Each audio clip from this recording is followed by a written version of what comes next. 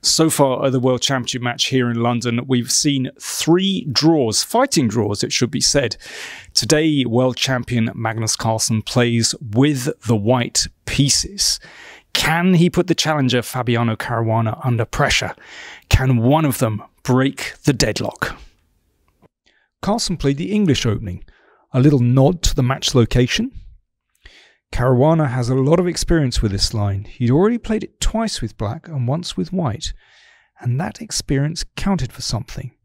He played very quickly in the opening and had few difficulties.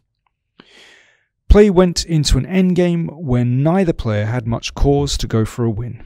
A dynamic balance was reached and the players agreed a draw after 34 moves. The most interesting story was developing away from the board.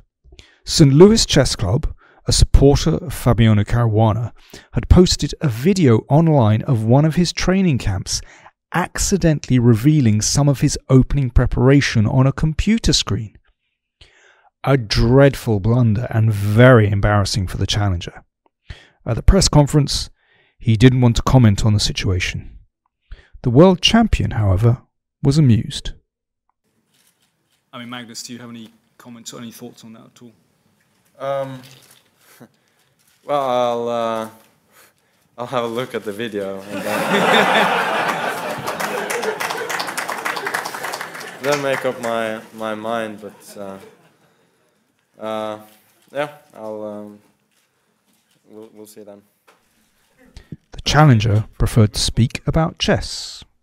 Well, I never really felt like my position was in much danger, and I thought the ending was more or less balanced from the beginning. I mean, it's okay, I have messed up kingside pawns, but the pawn before is so weak that white really can't do much.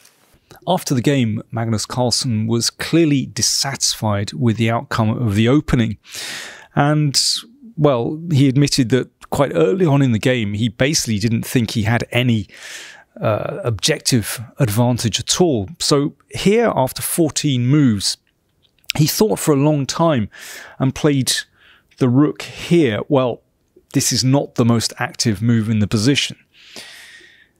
Really, the strategically logical move in this position is to keep going with the minority attack on the queen side. So the idea, of course, is to isolate one of black's pawns on the queen side.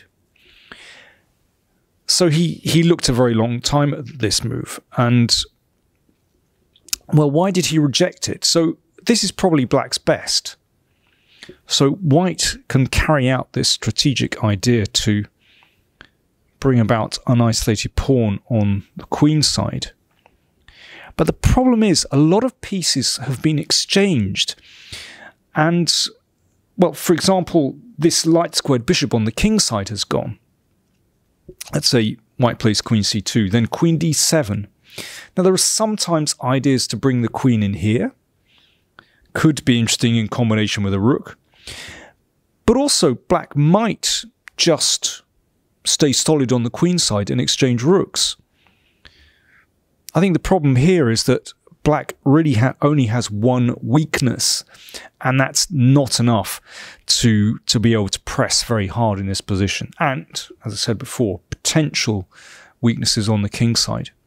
So I can imagine that's why Carlsen rejected playing b5, even though that's the consequent move in the position. Instead, he played this not very active rook e1. Of course, it's preempting bishop h3. But after bishop d7 from Caruana, locking down this idea of b5, then actually white has no objective advantage in the position. And, well, both players agreed after the game that, yeah, this position is now roughly equal, and certainly the outcome of the game suggested that, a draw after 34 moves. So Carlsen definitely had the better of the opening in game 1, but since then Caruana has really found his feet and has looked good in games 2, 3 and 4 in the opening. And that must be slightly worrying for the world champion. However, after 4 games, we have 4 draws, so everything is still even.